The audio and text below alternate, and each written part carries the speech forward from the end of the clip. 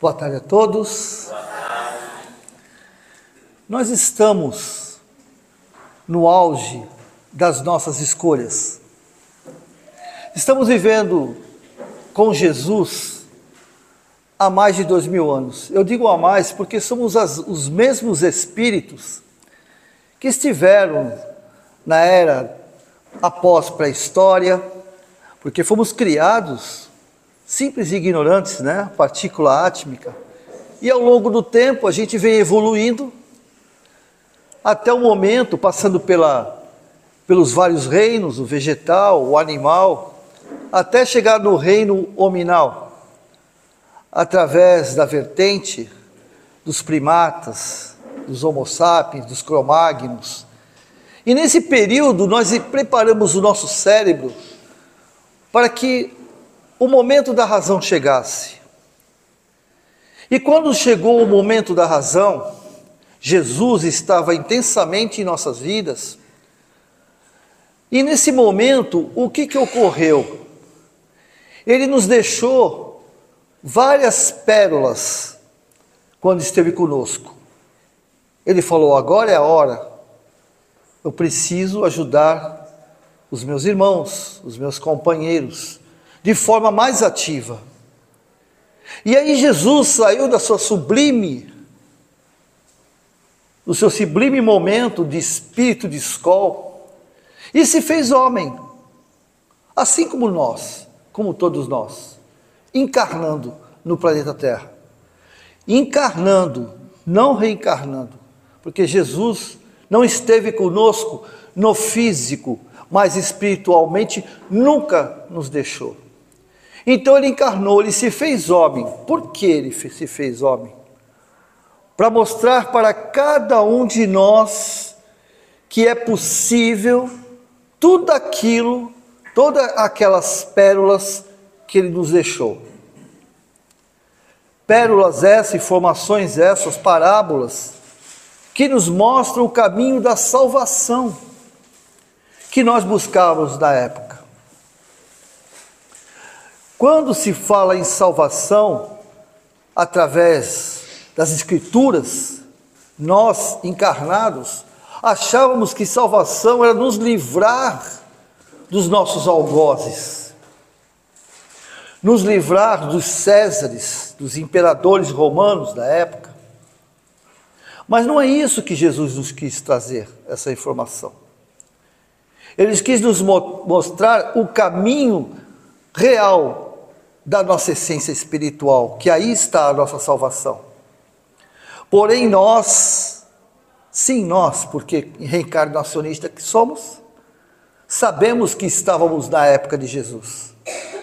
Se não estivéssemos encarnados, alguns de nós estávamos no mundo espiritual, vivenciando uma egrégora de momento, onde existia a tendência da ignorância, que é o orgulho, a vaidade, a arrogância, a prepotência, buscando o poder, ou a salvação de forma agressiva, revolucionária, ou então pelas forças do bem, que são aqueles cristãos que buscavam a paz, o amor, o respeito, o perdão, como Jesus estava ensinando na época.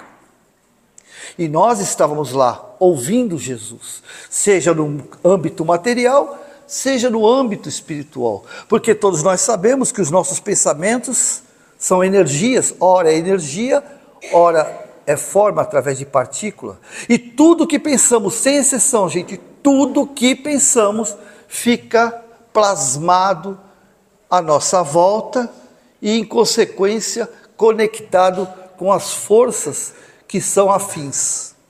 Isso chama-se a lei da atração. Então, naquele momento em que Jesus estava conosco, ele tentou nos mostrar o caminho, tentou nos salvar. Alguns esperavam o Messias, o revolucionário, queria dizimar os romanos e levar seu povo à salvação.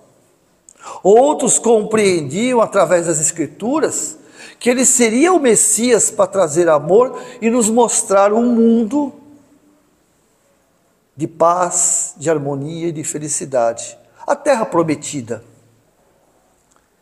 Porém, nós ainda não entendemos a mensagem de Jesus, mesmo nos dias de hoje, há mais de 2000 anos, nós não entendemos a mensagem de Jesus. Hoje existe uma vertente que continua lutando pelo poder, pelas conquistas, pela opressão, achando que o poder é a forma de salvação do seu físico, da sua vida material, mas se perde na sua essência espiritual.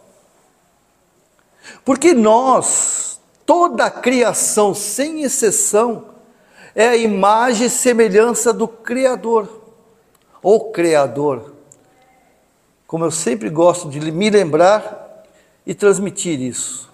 Porque todos nós, sem exceção, quase 30 bilhões de espíritos na psicosfera terrena, onde hoje estou encarnado, todos nós somos amorosos, fraternos, solidários, justos e bons. Nós somos, mas a grande maioria ainda não está dessa forma.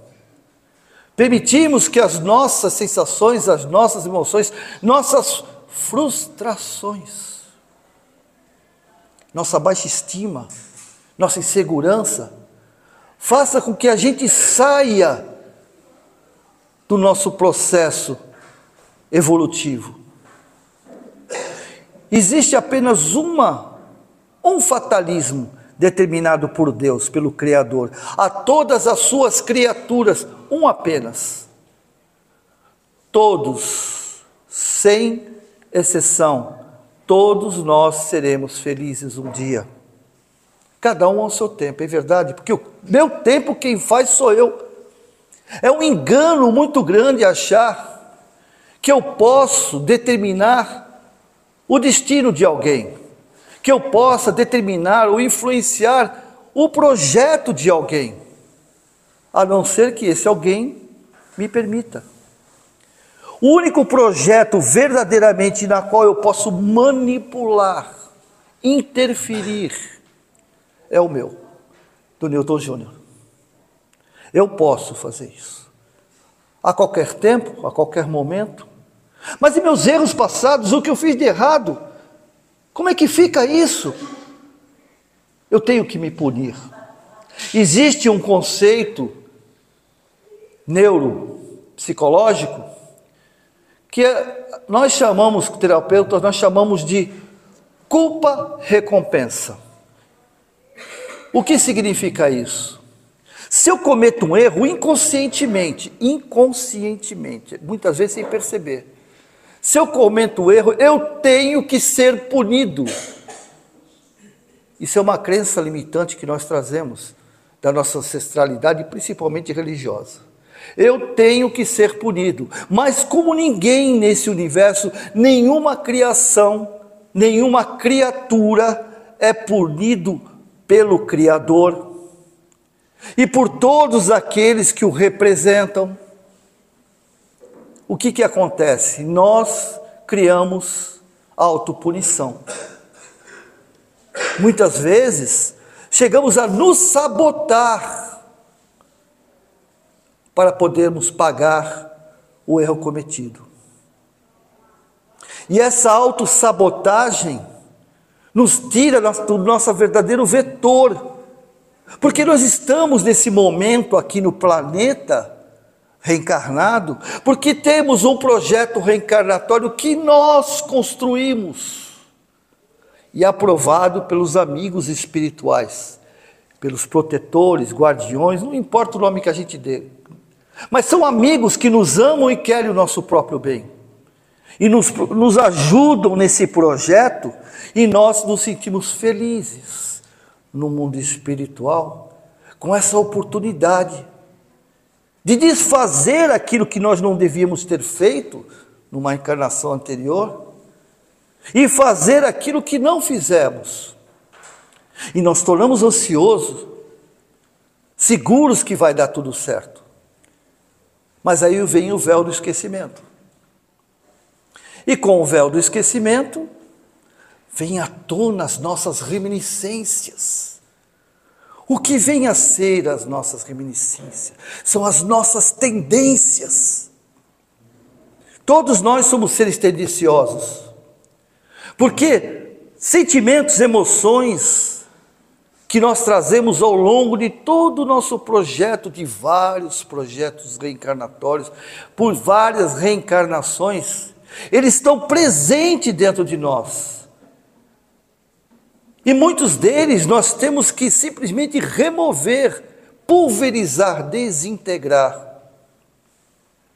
Vou dar um exemplo para vocês, que vocês possam me entender. Públio Lentulus, um senador orgulhoso, vaidoso, que poderia, talvez, ter interferido na crucificação de Jesus. Poderia. Pode ser que sim, pode ser que não. Teve a oportunidade? Teve a oportunidade. Se encontrou com Jesus nos momentos mais difíceis, piores momentos da sua vida, de senador orgulhoso, poderoso. Quando sua filha, Flavinha, estava à beira da morte, provavelmente uma pneumonia. Naquela época não tinha penicilina, então ficar gripada era um problema. Normalmente quando se pegava uma gripe, morria-se, naquela época.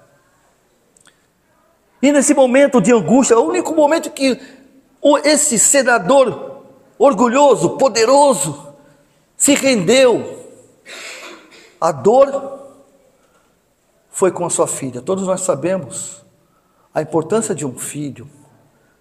A gente sofre por eles, muitas vezes, tenta até, se me fosse permitido, estar no lugar dele. Eu daria minha vida pelos meus filhos. E é o que o senador pensou na época.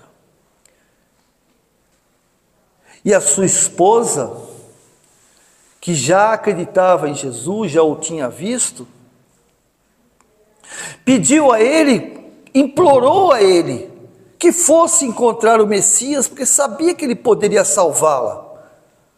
Mas como eu, um senador, falar com um profeta, e na minha opinião, realmente é uma fraude. Jamais faria isso. O que o povo pensaria de mim? Falar com um profeta, um homem do povo?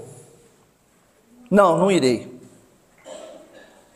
Porém, Flavinha, nos seus últimos momentos, ele desesperado, chega para ela e fala: peça o que você quiser, minha filha. Qualquer coisa, e eu te trarei. Qualquer coisa. Eu tenho esse poder, eu sou um senador. Qualquer coisa, minha filha. Eu te quero ver saudável. E ela pediu: eu queria que o Senhor falasse com Jesus, com o Messias, com o Rabi, para me curar. Ele na hora levou um choque, mas ele, como senador, além de ser a filha dele, que faria qualquer coisa verdadeiramente por ela, como senador não poderia voltar atrás. Fato é que um pouco antes, vocês podem ver isso no livro, um rapaz, sem querer, apedrejou a esposa.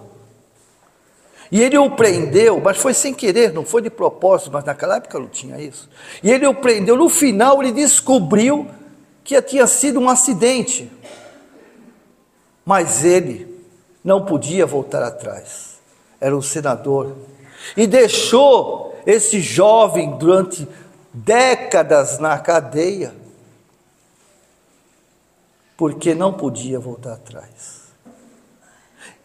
Não por isso, mas com certeza pelo amor que ela tinha à filha, foi buscar Jesus, procurar Jesus, sabendo ele que seria uma perda de tempo, ora bolas.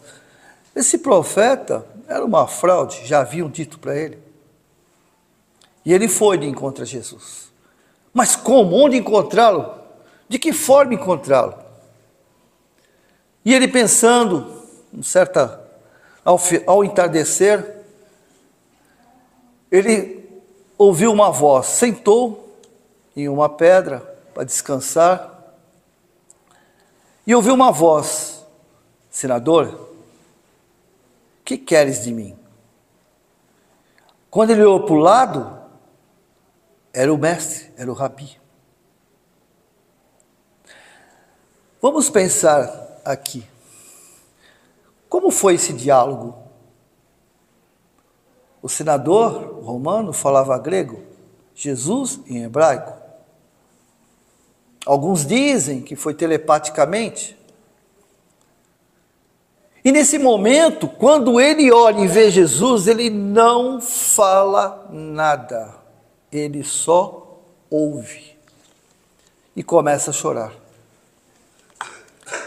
E Jesus conversa com Públio.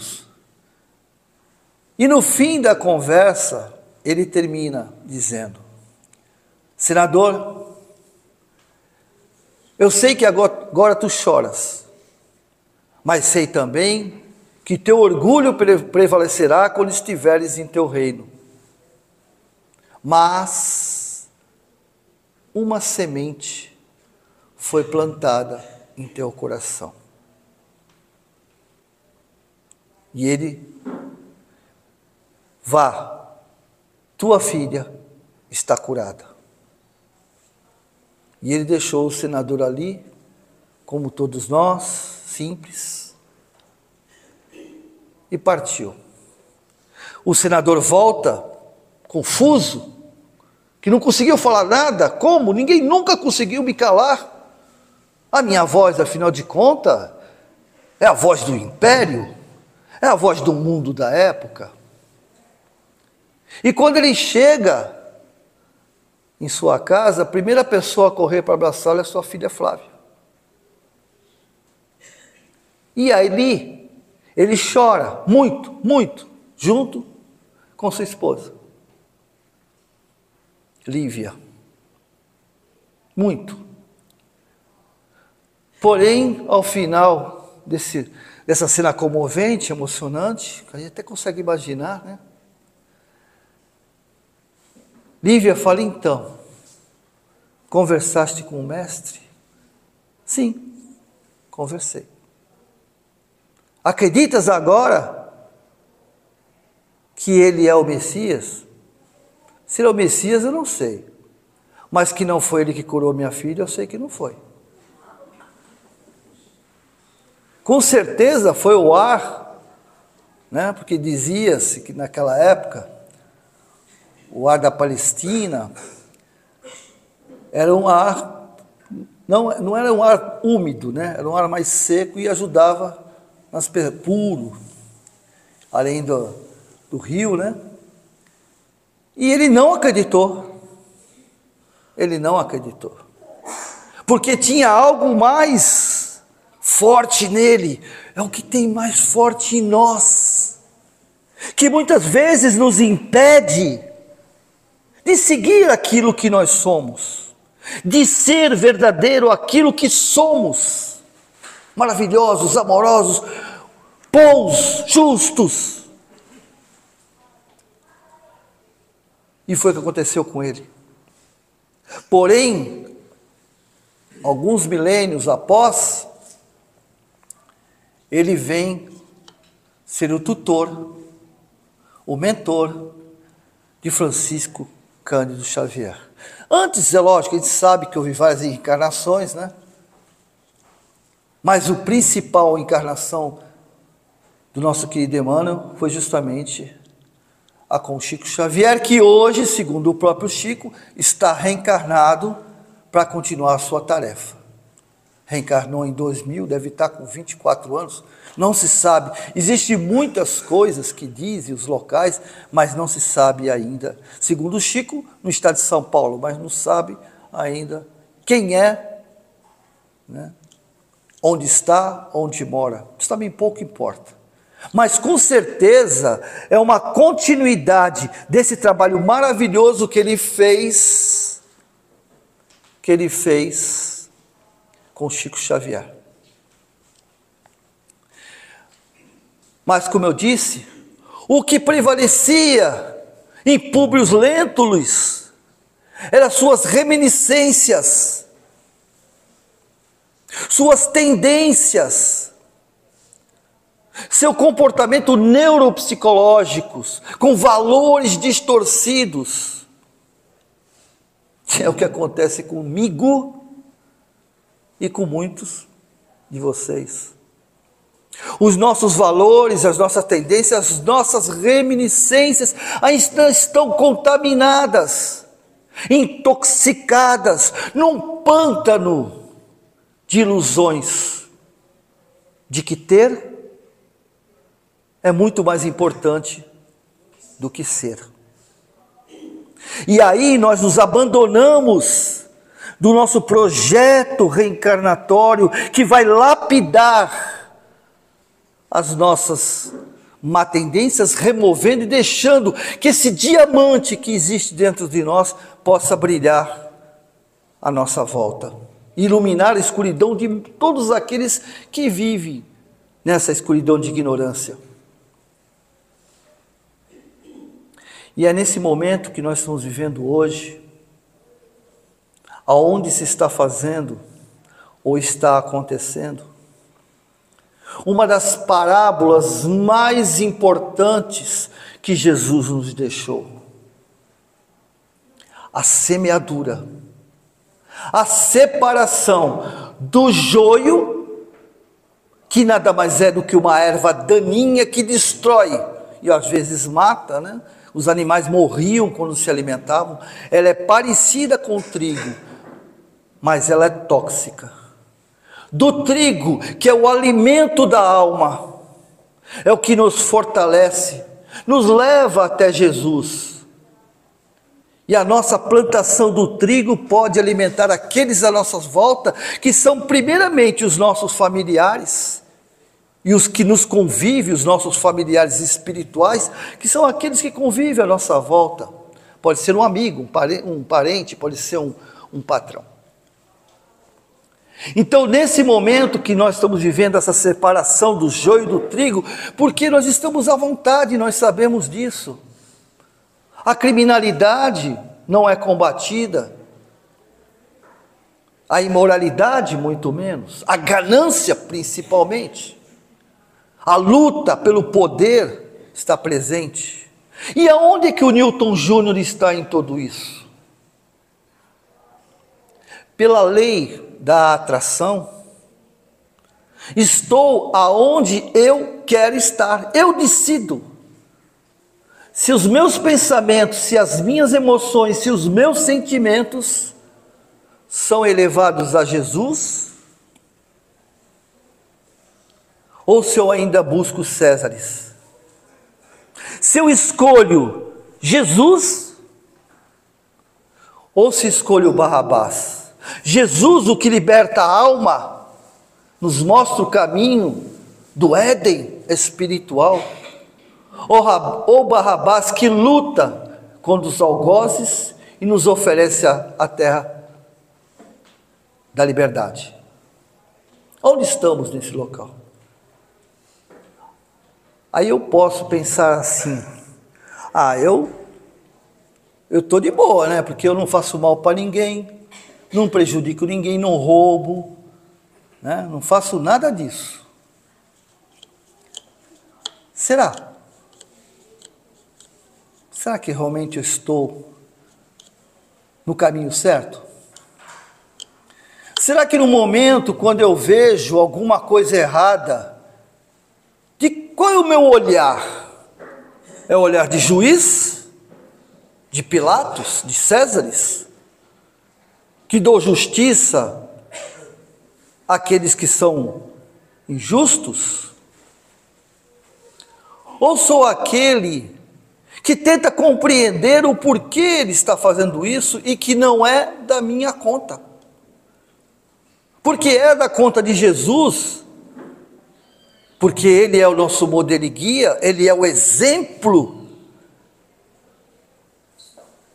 É da conta de Jesus me julgar os meus atos, talvez até me punir, como nós às vezes achamos, né? Porque eu vejo na internet alguns absurdos como Jesus está chegando após demonstrar uma catástrofe, uma tragédia, onde pessoas sofrem, choram, e dizem é porque Jesus está chegando. Nesse momento, será que Jesus, que nos respeitou e nos respeita o tempo todo, como aquela mulher dito adúltera, aonde ele impede psicologicamente, magneticamente, que seja apedrejada, e levanta essa mulher e diz para ela: eu também não vou te julgar, eles não te julgaram, eu também não te julgarei. Poderia, né? Estou traduzindo aqui, mas não vou te julgar. Mas o que Jesus fala a ela, no final, é mais importante, que ele olha para ela e fala assim: vá e não peques mais. Estarei sempre contigo, a todo momento, o momento que precisares, mas não endosso o que estás fazendo. É o que ele faz conosco, gente. Ele nos ama, nos protege, nos orienta e nos dá a oportunidade o tempo todo, mas ele não endossa o que estamos fazendo. Não endossa, mas respeita, do átomo ao arcanjo, todos seremos felizes, porém, cada um ao seu tempo. O maior dos criminosos, os maiores dos imorais, estará junto conosco nesse Éden de felicidade, contribuindo para que outros que estão passando pelo que eu passei, pelo que ele passou e descobriu como resolver, orientá-los. São os grandes mentores do universo. Significa, é pura energia. Quando Jesus falou: se tiveres fé, diga aquela montanha, saia daí e venha para cá, ele quis dizer que nós podemos tudo. E ele ainda confirmou: vós sois deuses, podes fazer o que eu faço e muito mais. Ele confirmou. Então eu posso me mudar, que é a primeira coisa a ser feita, e contribuir para mudar a situação do planeta, gente. Nós podemos, e nós somos, com certeza. Que essa força que é de universo, que Jesus, nosso mestre, nosso poder guia, que esses amigos espirituais maravilhosos que nos acompanham, trabalhadores incansáveis dessa casa, possa, de alguma maneira, fortalecer ainda mais a luz que existe em nossos corações, para que possamos ser tudo aquilo que Jesus nos pediu e nós aceitamos. E que essa mesma luz que está em seus lares possa fazer uma asepsia, uma limpeza, e ao mesmo tempo dar a cada um que lá estão tudo aquilo que necessitam, para que a paz, a harmonia prevaleça em nossos lares. Que Deus os abençoe. Muito obrigado.